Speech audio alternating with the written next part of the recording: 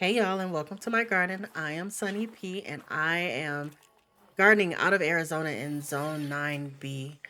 I had to put a gate up because my dogs were not letting me be great, just like they're not letting me be great behind me, making a bunch of noise, but that's neither here nor there. Excuse the mess. I am in the process of cleaning this up, and it'll be beautiful for the next video. So over here we have a bunch of weeds. Do not judge me. I have a mustard green plant, and then there's some carrots next to that. There's some onions sprinkled in there, but you probably can't see them. This is some lettuce that I harvested, waiting for that to grow back. More weeds. And then we have the collard greens. I've harvested off of these, so they're looking kind of sparse, but they're doing good.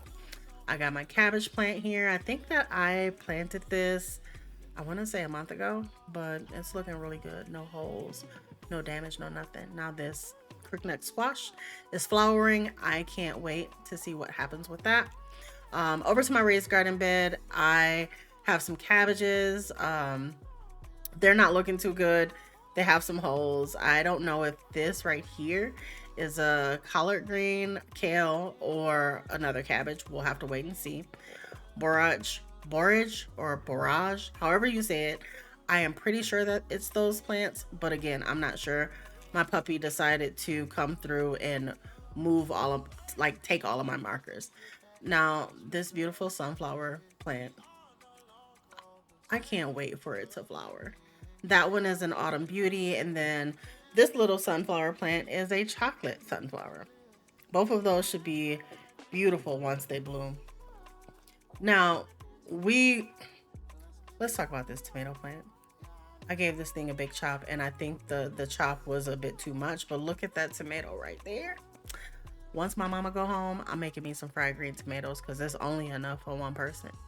I'm sorry, mom, but you can't have none. More tomatoes on this plant. I don't know about little half dead. That's this plant's name. It's a Roma tomato plant that I transplanted out of my garden bed, but it ain't looking so hot. This is my favorite tomato plant.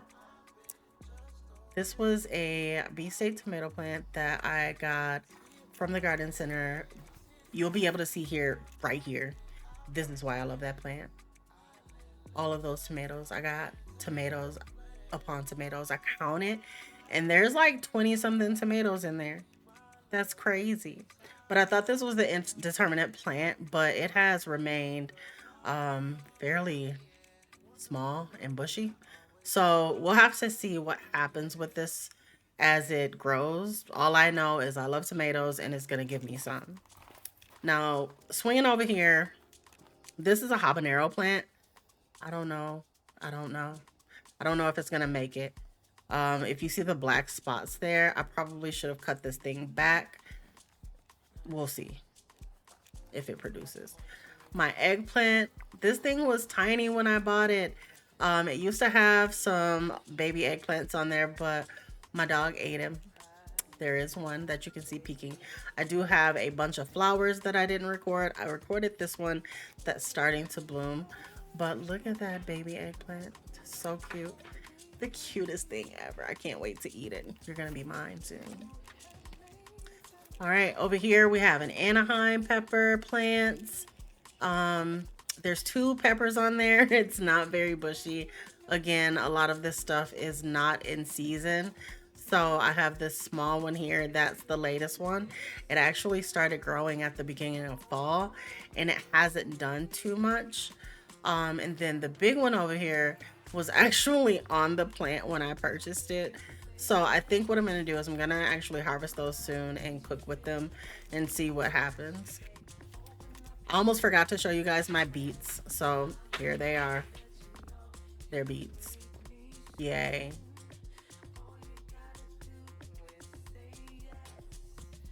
Anyway, that's all I have for the day. Thank you for watching. Make sure that you like, subscribe, and turn on the bell.